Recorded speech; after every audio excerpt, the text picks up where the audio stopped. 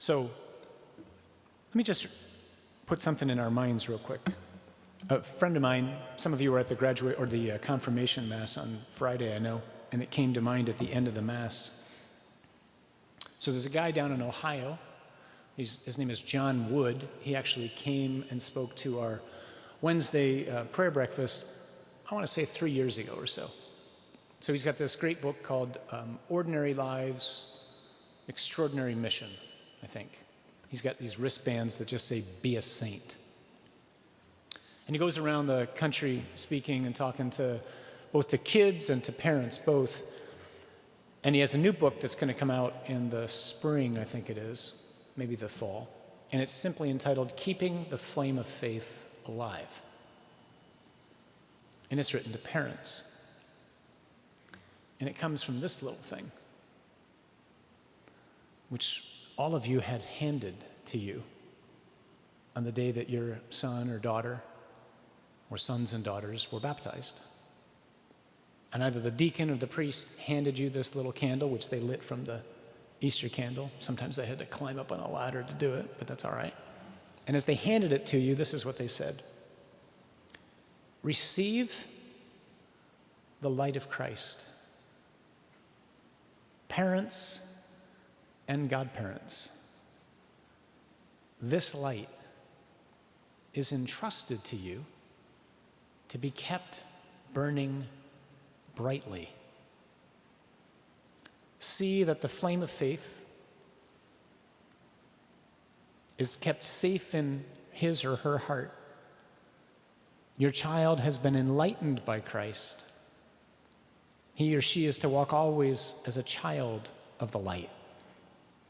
And when the Lord comes, may he or she go out to meet him with all the saints in the heavenly kingdom. And I keep thinking of this image, because a candle and a flame, right, is really delicate. Just watch our servers, and you should see them back there before they walk in for Mass, how many times the candle goes out. Just a misplaced breath, and it's gone. Or walking too fast, and it's gone. Then they have to go relight it, and then they do it again, then they do it again. Some of these kids do it 5-6 times before we walk into Mass. So the task of parenthood, right, is, and you know this so well, I'm not saying anything you don't know, is to kind of cup the flame, to guard it, to do everything that you can in the midst of a culture which is trying to do this. Like all day, all night. And so you're there doing everything to protect it. And we want to talk to you about ways in which we want to try to help you to do that. That's really the gist of tonight, because this is one hand protecting the flame, but all of a sudden you got 2 hands, you got 4 hands, you build a wall around it. And now the wind can blow as strong as it wants, and it's not going to be able to do anything to the flame. And so by you partnering with other people, the experience of moving into a new community, we've all had this, right? It's like, does anybody here think like us? Can we find any place where we can bring our kids or we can entrust them? And then you find them, it's like, there's another hand to protect the flame. Thank you, Lord. So we want to continue to help connect you with each other and to do our part in trying to strengthen that. Some of you had children who made first communions and first reconciliations this year, and I shared a little bit of this, but I go back to it a lot just because I found it to be so enlightening myself. But I had a chance to be at a conference last fall at the University of Notre Dame. It was entitled Reclaiming the Christian Imagination. And it was talking about, at one point anyway, the simple question, who are the most significant pastors, or who are the real pastors of children? And the answer emphatically is you. Again, we know this, I think, and yet maybe sometimes we're not so sure, either because of how we see parenthood presented or because, painful as it can be, we hear our children say things to us. I look back in just like utter shame at some of the things I said to my mom and dad when I was a teenager. And I'm thinking, how did God just not smite me, when I said that? And I can't even imagine the heartache that I caused my dad or my mom. You know that heartache, most of you. Those of you not with teenagers yet, you're going to. And so that can be beyond discouraging, right? You just kind of lose heart. I remember hearing somebody say once, you never get back what you put into your children. How do they possibly know the investment that you have made in them? We're not talking at all about finances, right? Time, energy, passion, emotion, all the ways that you have cared for, nurtured them. It is on so many levels, right? A vocation which is truly thankless. Your honor and praise comes from seeing them become, perhaps, what you would like them to become, but that doesn't always happen, right? But hopefully it will all come for us at the end when we get home, and please God, God will bring us all home and we'll see one another as He intended us to be. So I say that because, aware of the discouragement that we can feel, let me share a couple of these things from the research that's been done over the past number of years to just kind of like, how that Father John's out for a bike ride right now. He always just inflates his tires before he goes out, right? He's got bad tires, they leak like crazy, but they're a lot like our hearts. They just kind of leak, right? An event happens and you kind of lose heart.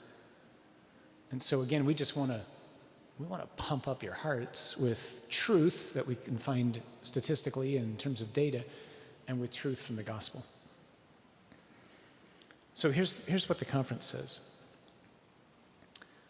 The actors in the lives of American teenagers that have the greatest influence on the religious and spiritual lives of those children is hands down pastors or parents. They set a kind of glass ceiling above which their children will rarely rise religiously. Most parents don't know this. They just don't realize it. For all these reasons that the cultural script kind of reads us or dictates to us, countless parents, not us of course, the people who didn't come tonight, right? They think their kids think they're stupid. Because we hear it. You're so dumb, Dad. You're so out of touch. But it's not true. Regardless of what they're saying, when these same kids are interviewed, questioned, studied, they don't say that at all. So the cultural script says that the parent's influence recedes when a child becomes a teenager, but the data doesn't. So just focusing on 16, 17-year-olds from Notre Dame, the factors that made the difference for those who declined or who grew or stayed steady with regards to the faith, it was hands down parents, and there's not a close second. And the most important factors are really simple. It's not, the ability to quote the catechism. It's not the ability to give really good, solid, sound theological answers. It's two things. Go to church and talk about the faith at home. Like establish a home where what what used to be said about Pope John Paul II's house when he was a child growing up. There was the normalcy of faith. That was my house growing up. There was just the normalcy of faith.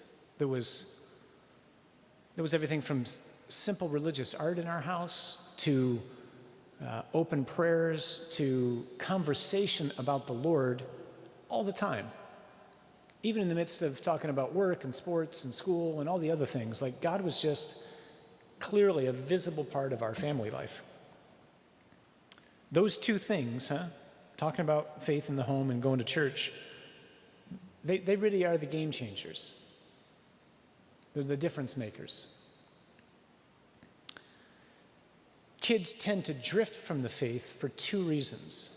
These are really worth noting, and I think they're really important for us as Catholics, because I say all the time, and I'm increasingly aware of it in talking to kids who come home from college after the first year. They either drift because they think the faith is vacuous or implausible. So the challenge, as we've talked about on a lot of different occasions, Catholicism is an adult faith.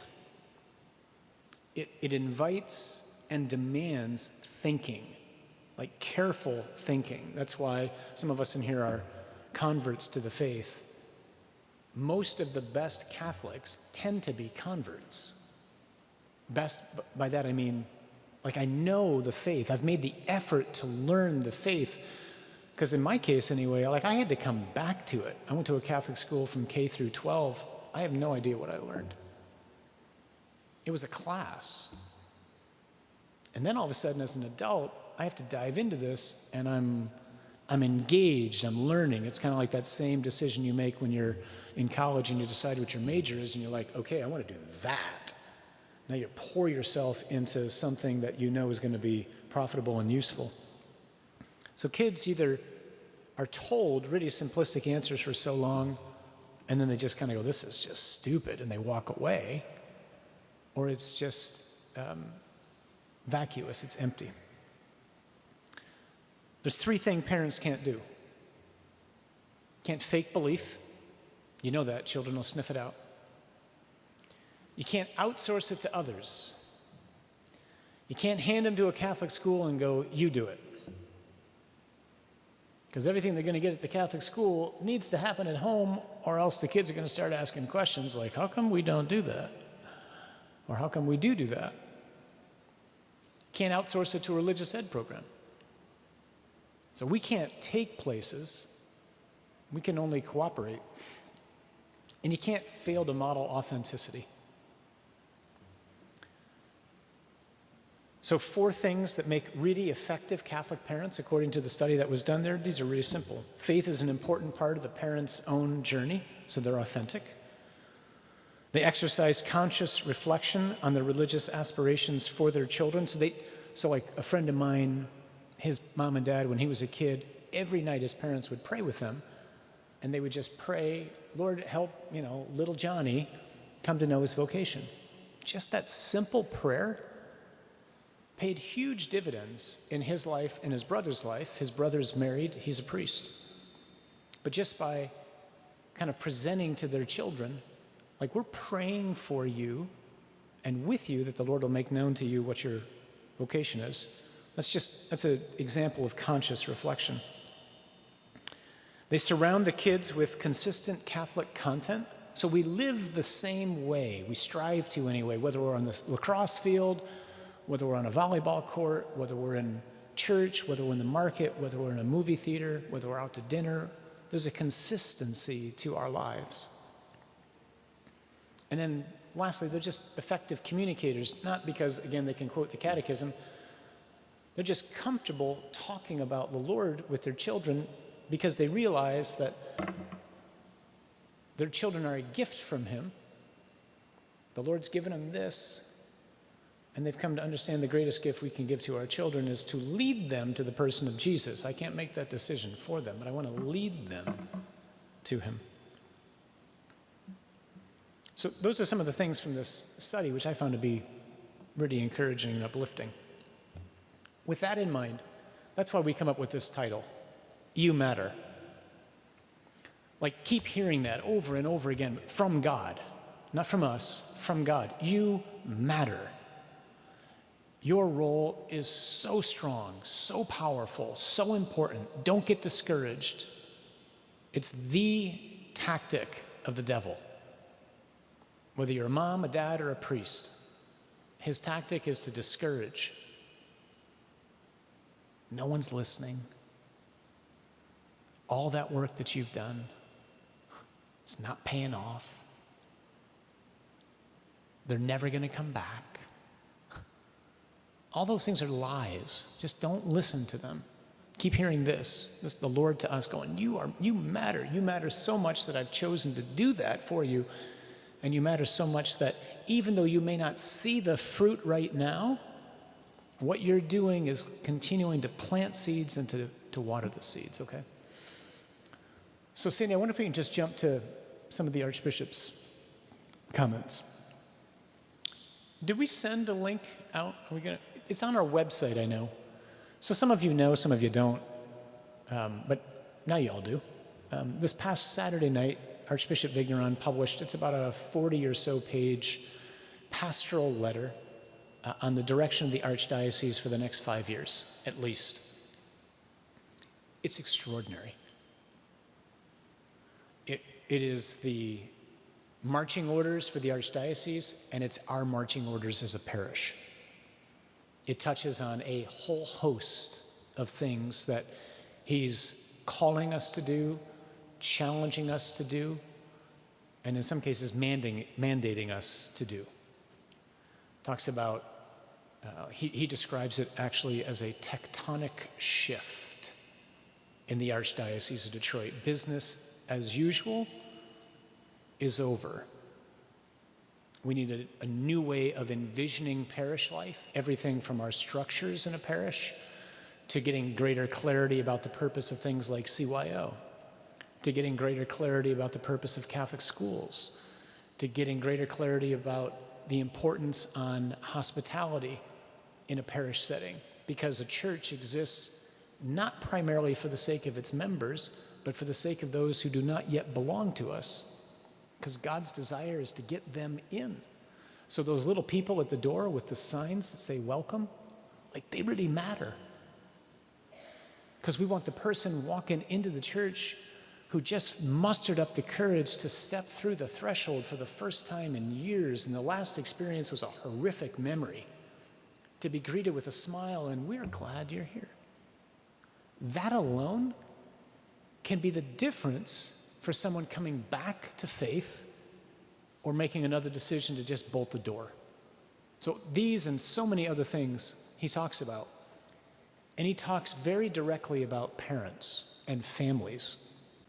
Since catechizing children has little effect if parents themselves are not living as disciples of Jesus, this is why we're going to have 6 sessions of Alpha in homes starting in the fall for school and after-school parents. It's specifically for parents who, as I once was, away from the church. Show up once in a while, but for whatever reason, life got busy, God got eclipsed, whatever, he got marginalized. So we're trying to do some things to invite people in. Parishes must look for ways to make catechesis and sacramental preparation family-based, helping parents to grow in discipleship so that they can then form their children. That's really what tonight's about. That's the plan and the program that Anne's going to roll out to you. We want to highlight what the Archbishop says in this letter, because this ties in with exactly what we're asking of you as well. So he has these action steps to families. I charge families, he says, to commit to reclaiming their identity in relationship to God. And the first thing that he says is the real starting point, we think, for all of our families. And I say this to you because you're the choir, that's why you're here, right? But you got friends who aren't here. And your influence on them is so strong. and so encouraging when it's done in charity, in joy, in an invitation kind of factor or a fashion. The single most important thing that everybody can and quite frankly just needs to do in order to keep the flame of faith burning is Sunday becomes non-negotiable. Just take it back. It doesn't belong to sports. It doesn't belong to dance. It doesn't belong to skating. It doesn't belong to anyone but God. Take it back. The single most important thing you can do with your children is bring them here. Everything else can be done after.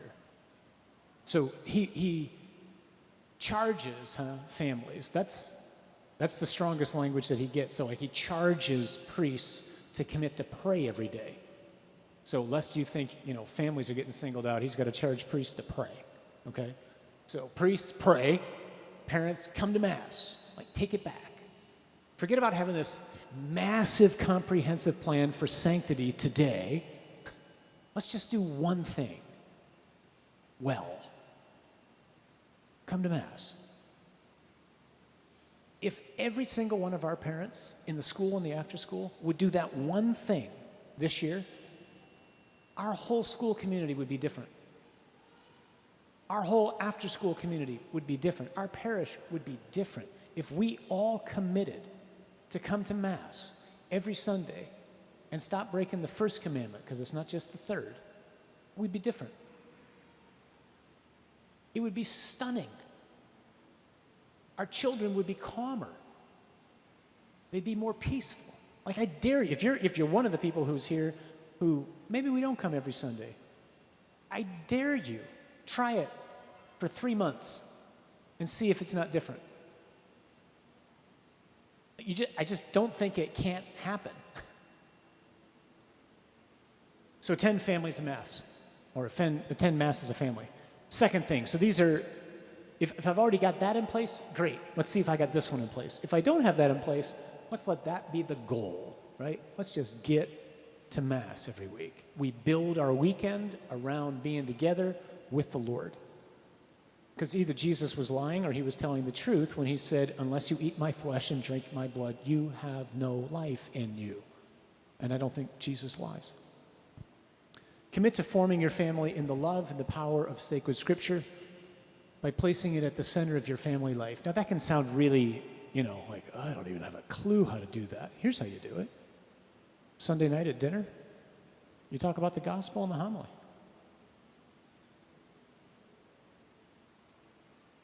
Or Friday night or Saturday night, whatever, or Sunday on the way to Mass, you read the gospel in the car. Rather than listen to the radio, let's read the gospel. Let's prepare ourselves to hear it. Because you know better than me, once you get into this place, it's anything but calm for some of you. You're running around trying to, where'd they go? There was a gospel? I didn't realize there was a gospel today. Wow. So don't get intimidated by that. Create time for regular family meals without distraction to reclaim its sacred nature. For some of us, it might start with, how about one? Unless you think this is just you, like Father Prentice and I are trying to figure out, how do we get a regular family meal? Because we're all imitating this insane life where we're just running around, passing each other. Hey, how's your day? Great, good. Talk to you next week, right? Sure, good.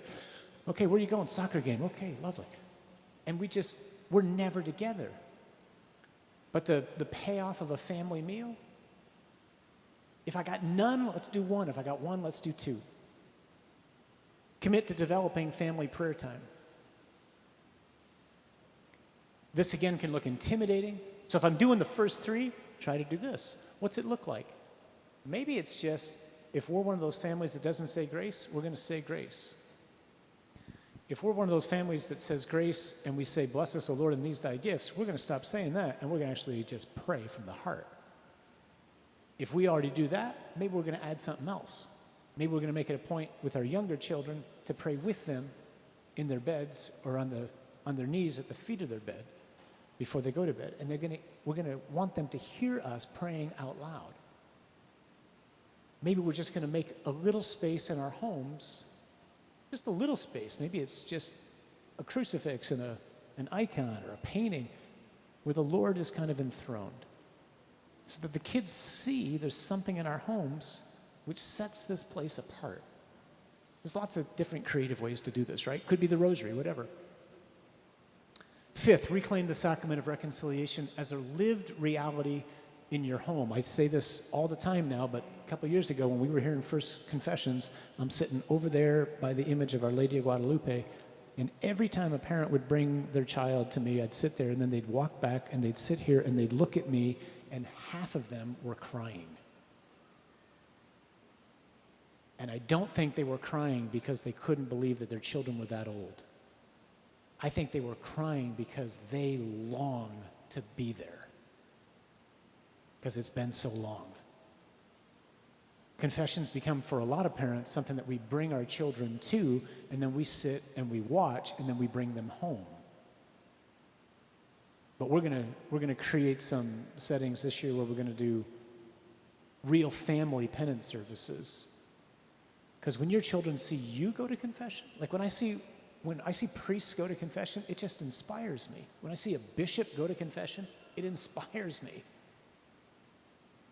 When your children see you go to confession, it inspires them. It helps them normalize this. Create a home where your family models Christ's love.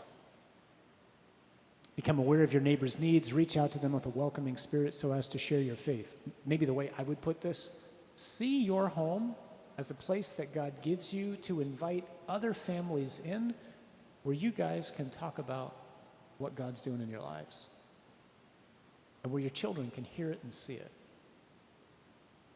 My mom ran a Bible study in our basement when I was a kid. My mom and dad had priests over all the time when I was a kid. They had gatherings of different kinds all the time. As when I was a kid, we were outside in the pool, we were playing basketball, we were playing volleyball, we were doing all sorts of things, but at a certain point we came in and Dad turned the conversation to Jesus. And it was all just really healthy and really attractive. It looked normal. I think that's it, isn't it? Oh, one more. Be the primary witnesses of the faith to your family. Because your role's irreplaceable, because you matter. So this is the Archbishop's challenge to families and his challenge to us as a parish and how to work with you. I'm going to ask Ann to talk a little bit about what this is going to look like for us going forward. Okay? Great. Thanks, everybody. So I love that the image of protecting the flame, and in looking at sacramental readiness, that's what this slide is, and it's also in your pamphlet. And that's really what we want you to do. What we want to do, what Sandy and I want to do in our office, is help you to protect that flame. And Father John was talking about the pastoral letter, and a couple of things that they comment on, or that the Archbishop comments on, is the fact that you need support in this. I am a mother of 4 children. My youngest is now 17. I can't believe it. But I once was the parent at Mass who didn't remember what the gospel was, but we went to Mass, right? And we need support. You do. So when we talk about sacramental readiness, how many families had a child receive a sacrament this year? Can you just raise your hands? A lot of you. If your children are older, they did receive the sacraments. So you know that we're sending communications home to you, we're supporting you, we're reminding you, we're telling you that you're the primary catechist of your children. And some of you understand that, some of you don't, some of you are gaining an understanding of that. So we're going to, in sacramental readiness, we're going to work with you on that. So sacramental readiness, we're becoming more intentional. Sandy and I have prayed a lot about this in our preparation for this. And we're going to be intentional. And so we're putting some things in place to support you and to help you protect that flame. So sacramental readiness will begin the year before the sacrament is received. So that would be first grade for our First Communion, First Reconciliation students. And this year it will be fifth grade, because we are going to be confirming in the sixth grade. We'll be talking more about that. So why does it start the year before? Well, for a couple reasons. First of all, we are lifelong learners. Okay? What you learn in first grade helps and informs what you learn in second grade. Third and fourth grade lead up to fifth grade, and fifth grade certainly informs what you learn for sixth grade for confirmation. So because of that, we're going to be sending out the year before, and this part is the part in red up there. We're going to be sending a letter out to you. This letter is meant to do a couple of things. First of all, as Father John was talking about, it will encourage and it'll empower you. It'll remind you that you're the primary influence in the faith life of your children. And then it's going to inform you. It's going to give you a heads up of what to expect the next year. Then the next part is at the beginning of the sacramental year. So this would be second and sixth grade. You're going to be given another letter. This one is a little bit different. It's going to include the 4 things that Father John talked about, the 4 things that are highlighted in your pamphlet, the way to live faith excellently, that's going to Mass, praying as a family, talking about the faith, going to confession.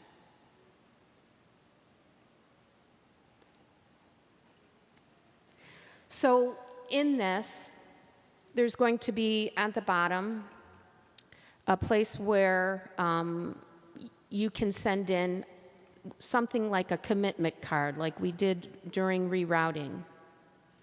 We're going to have you read this letter and as parents prayerfully discern, are we ready to do these 4 things? Are we doing these 4 things? Some people are doing 1, maybe they're going to Mass. They're going to Mass every week. They got that one down. But maybe they're not praying every day with their family. Maybe they're not having that family meal. Maybe you're doing the prayer and you're talking as a family. You're going to Mass, but man, I haven't been to reconciliation in a long time. Or maybe you're finding that you need help with all 4 of these things.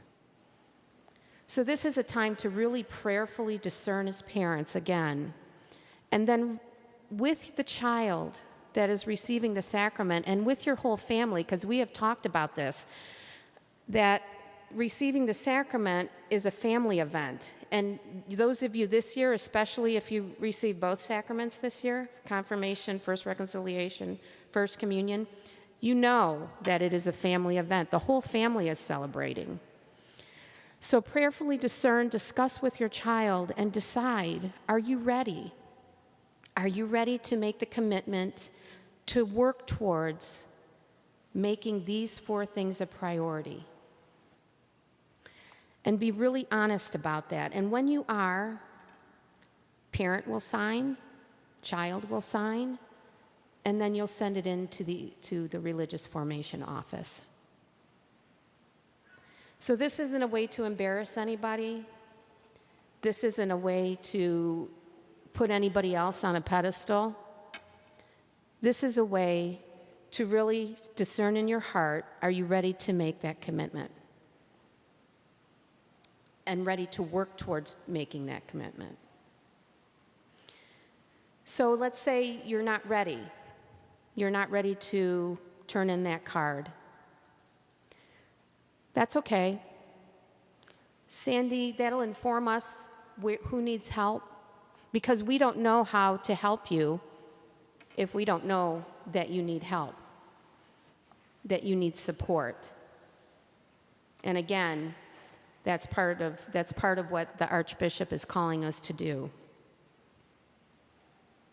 So that's the beginning of the sacramental year. During the year, it's the same programming pretty much that we've had, plus a couple of things. We're going to be going over that in more detail later. Sandy's going to highlight those things. We have our parent meetings, which, if you haven't been to one, it's not much about the dates and the times. You get that information, but we try to take as much time as we can to support the parents again and to inform and to form. All the experiential, the rich retreats that we hold for our sacraments, the candidate sponsor day, and then new this year, we're going to be having some family service opportunities and some family formation events. Sandy's going to be going over those in just a moment. So this is part of, in the Archbishop's pastoral letter, I'm going to the blue part now. So now we're talking about let's meet. We're called to go beyond the building of the parish office, beyond the walls of the church, and meet with you face to face. We've had several home visits in the last couple years. We have learned a lot from you, from going into your homes. Great ideas that you have, things that we need to do better, and a lot of questions have been answered. So we're building relationship, and that's something else that the Archbishop is calling us to do. So we're finding ways to get more FaceTime with you. Not on email, not over the phone, but to go out and meet you where you're at. This year for second grade, we're adding a mid-year checkpoint. This is when the parent and child meet with a member of the religious formation team, maybe one of our OLGC school teachers, maybe one of our catechists, some of our pastoral team. Very similar in format as our confirmation interviews. Some of the questions we might ask: how's it going? How's the programming working for your family? What resources do you need? And we will come to you. If you cannot come to us for these mid-year checkpoints, we will come to your home and meet with you, Sandy or I, or one of the pastoral team, or maybe one of the catechists. So the benefits of this: again, it informs us on where we need to shore up programming and resources. But it also has another benefit. Those of you who have confirmation students, either in the past or presently, the single most stressful thing for your kids is the confirmation interview. Yes? Yeah. I'm seeing some heads nodding. So this is going to model for them, what is that interview going to look like? They're going to be with their parents, so it'll be in a safe environment. It's going to model talking about the faith with their parents, but then it's also going to prepare them for when they have their interview for confirmation. They'll be able to look back on this and say, okay, I did that once, I can do it again. Okay? So those are the couple reasons why we're adding that as a mid-year checkpoint. I think the next step here is we're going to start talking about confirmation, Father John. So I think you're up next to talk about the changes in the confirmation program. Thank you.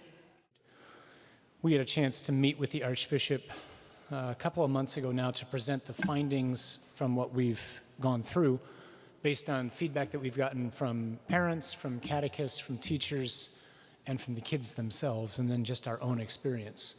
So our experience and the feedback that we've gotten from parents and catechists pretty strongly encourages us to suggest confession or confirmation in 6th grade.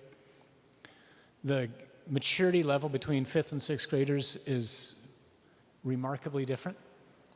on one hand, generally speaking, and the level of materials or the amount of material that's out there for sixth graders versus for fifth graders is also noticeably different. It's just much more significant. So starting this, so we went to the Archbishop. He was funny. I said, so based on all we're going to do, it looks like we should confirm in sixth grade. He says, great. I said, can we do that next year? He says, yeah, who are you going to confirm? I went, oh yeah, that's right. Like we don't have any sixth graders who need a confirmation. So came back, we talked with Sandy and Ann. We have a few, right, who either they move into the community or for whatever reason just didn't get confirmed this year. So we'll have a very small confirmation class this year. Last week we had 160 or so. Next year we'll probably have 20 or so. But that's fine. It'll make up for the last few years and the length of the liturgies. So this coming year, we'll a small confirmation class, 6th through 8th graders who are quote unquote behind in the reception of the sacraments. It'll give us time to develop a curriculum across the 5th and 6th grades in collaboration with the school and the after-school catechists. It'll also give the new youth minister time to develop programming for 6th grades and high school. So stay tuned, there's a lot more on that. And then after 2017-18, we'll give our report back to the Archbishop, and presumably in 2018 and 19, the 6th graders will be confirmed, just kind of going forward from that. When you read the pastoral letter, one of the items in the letter is a call for the diocese to have just an honest discussion as to the best age and the best forum for confirmation. So what we're doing has been something of a help for the Archbishop in discerning this question. There are some other parishes that have been experimenting with 6th grade confirmation, and he's taken all the input that we're giving him, and it's been very helpful for him. But it's on his radar, and it's on the radar of his Episcopal, the bishop's advisors, and his priest council as well. So what we've been doing is something the Archdiocese is going to look at in a much broader way. So for now, that's what it's going to look like next year, is in 6th grade and not in 5th. And with that, I think, are you coming back up? I think Sandy's going to talk a little bit about these programs that we've got to really partner with you, to walk with you, to continue just to support you as best we can, starting in the fall of this year. So we're going to be looking at the inside of your booklet, so that center page and then the one to the right with connect highlighted up at the top.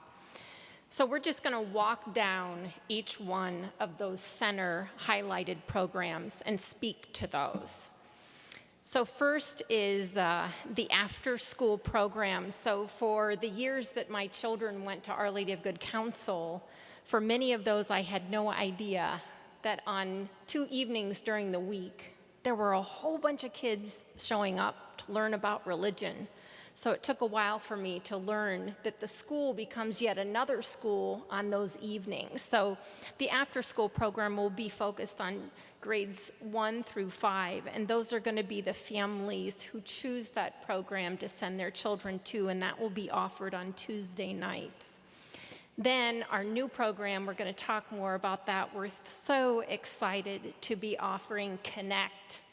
And it's a program that will be family-based and family-centered. So I'll come back and talk more about that in a little bit. Next on your lineup there is Catechesis of the Good Shepherd.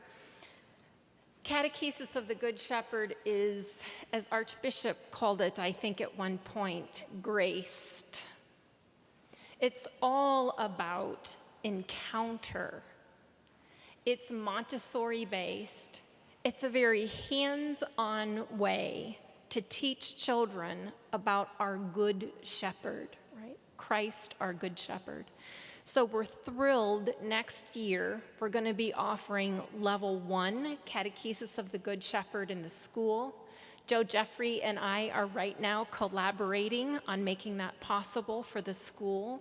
And then for those in the after-school program or in religious formation, they'll have the option to choose Catechesis of the Good Shepherd for Level 1, grades preschool and kindergarten or level 2 for grades 1, 2, and 3.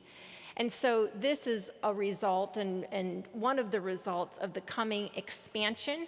So as you look out the back of our beautiful church, and as you look towards the back of the structure, there will be 3 atriums there. So this is a program, again, that's full of grace, full of encounter, hands-on, and it is other than.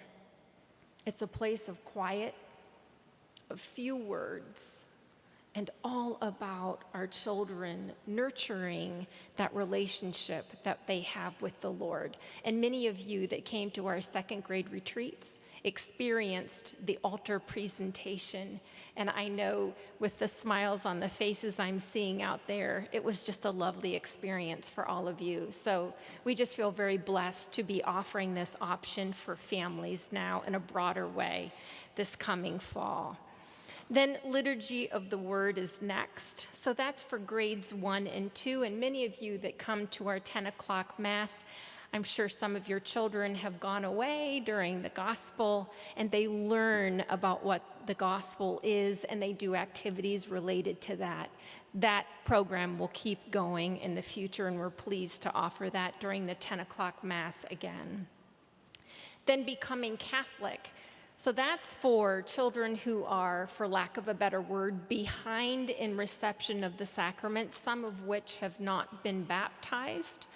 So we have a special catechist that teaches that every year. Every year we've had 6 or 8, sometimes 12 students that we've taught who've come into the church at our Easter Vigil. So that's what Becoming Catholic is all about there.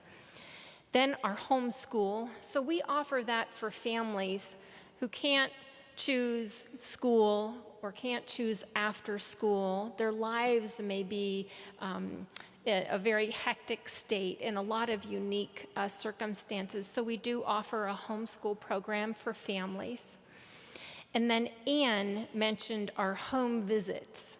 So she touched on how next year in a special way, as Archbishop has called us out, we do want to come out to you. And like Anne said, we've had several home visits this past year. They've been very fruitful. We have prayed with families and their children. We've talked about some of their challenges in learning the material. And we've given them some great ideas to living out the faith at home. So that's been one great way that we've offered support to you, parents as primary catechists of your children. So next year we want to offer it to all families. And then youth ministry. So I would like to ask for your prayers at this time, and I know Father John would appreciate them as well. We're in the process of interviewing for our ministry position. We have some wonderful candidates in place, but we'll be discerning that soon, and hopefully our good Lord will bring us the right person for our parish and for all our families.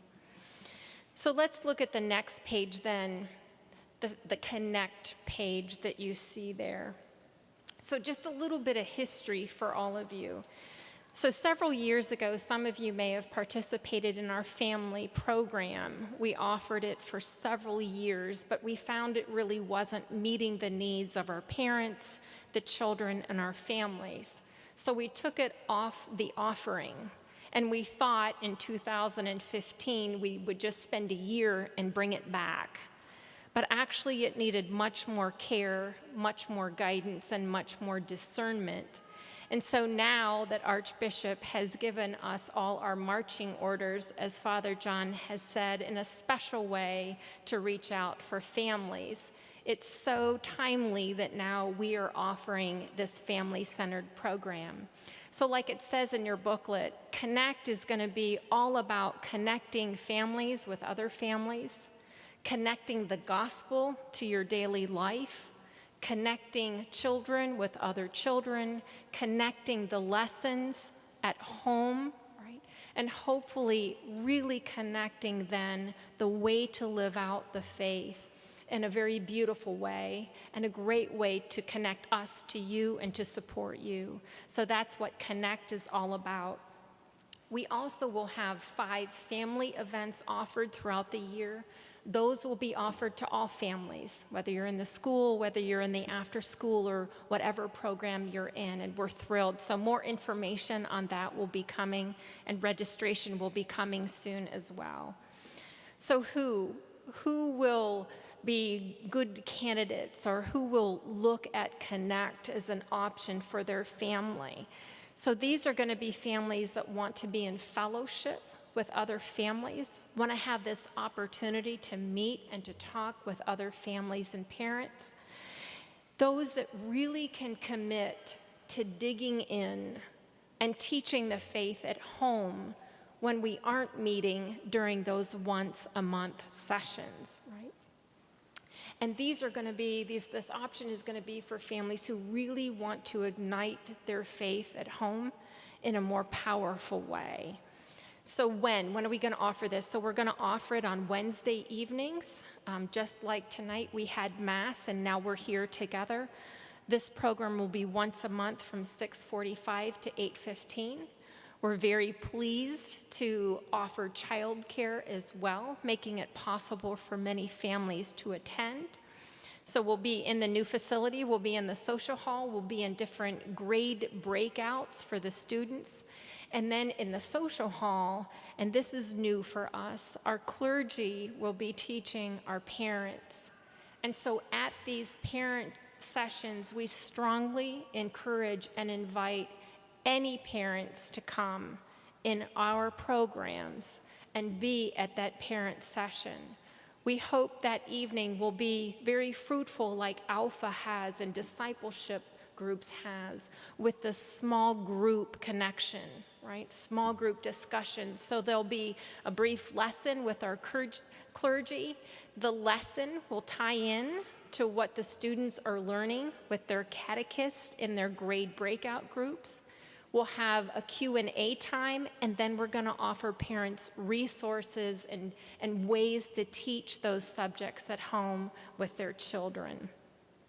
So what's it going to look like at home? So we're going to offer all the families a syllabus. There'll be a sign-off sheet that everyone will initial, again, like Archbishop has called us to that accountability, that commitment to our faith. And then we'll be able to just continue to support you along the way. If there's anything after reading through all of this with all of you, this is more than just any program that we're offering, any more than sessions or offerings or programs. This is our commitment to journey with all of you year after year. Every year is important, right? And so we want to come to you, if possible, and meet you where you're at home. But we also want to say we are a phone call away as well, and we are committed to really supporting you as parents, teaching your children in the faith, and igniting that faith at home, right? So at this time, I thought it might be good to open it up for any questions that you might have about anything that we've talked about tonight. Anne will come, or somebody will come with you with a microphone so that we can all hear it together. Thank you, Father.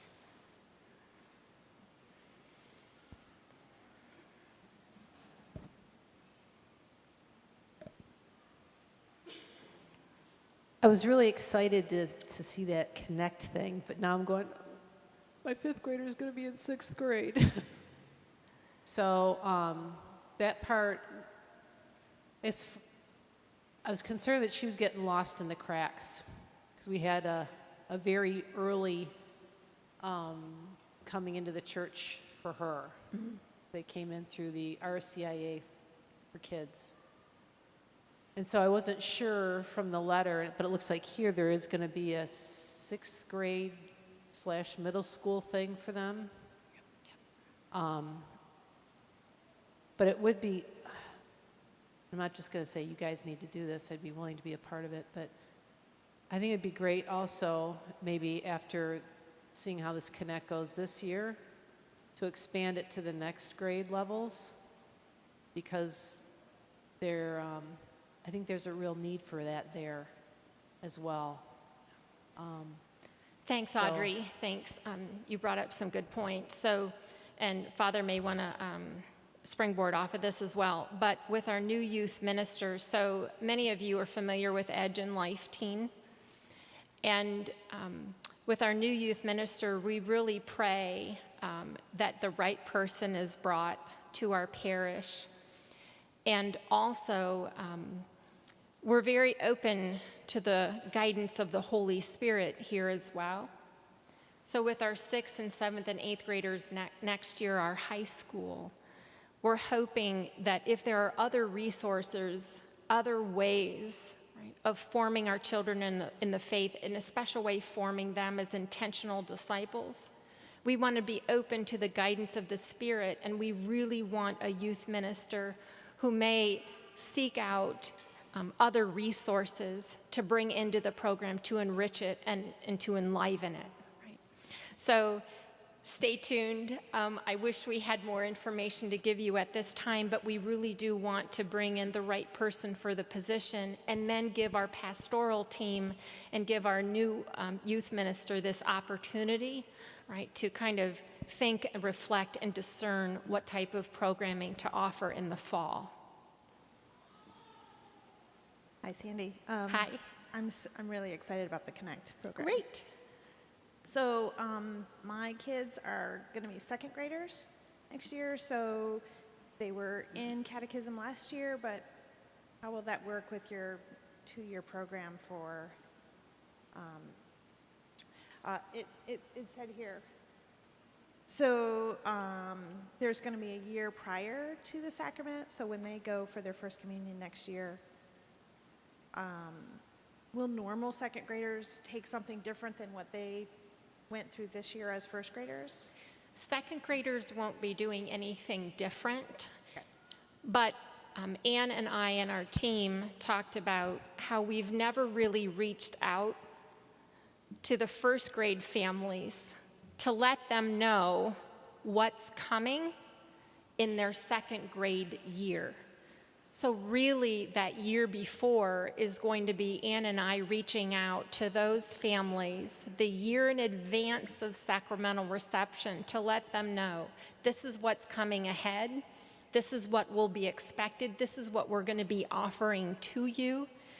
And we've talked with several families and they really have taken, they've really been happy to hear that. So what we're hoping to do is to create a connection year after year with all of our families. Make sense? Okay.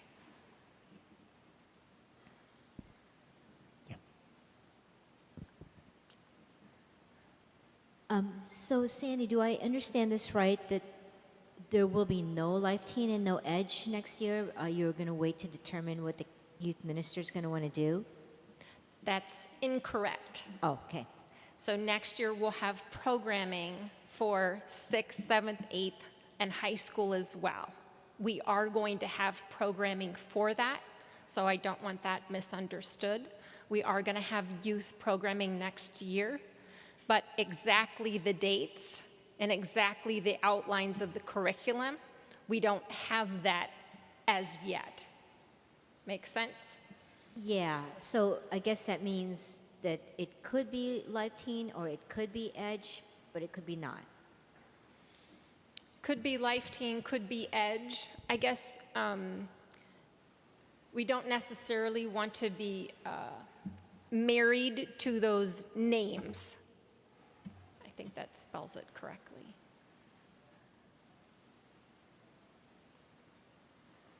Anyone else?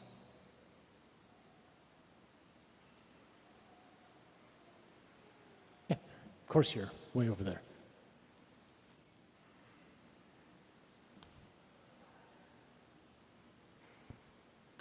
This year, you sent out a survey monkey, I believe it was, for teaching human sexuality to our kids, or what the input from parents. Have you collected that information or sort of gotten any, census from it? And would that information be put into any family program or, catechism for the kids? That's a great question. So we gathered all of your responses to that human sexuality survey. And so part of bringing Dr. Tim Hogan, so we had a late night with Father John and Dr. Tim Hogan. So part of that was brought into that evening, your concerns. I have a complete copy of the survey. If any of you want to see the responses, you're welcome to see it. Next year, we're going to have another late night with Father John, and we're Three. going to Right? 3 of them? we have 2 planned so far.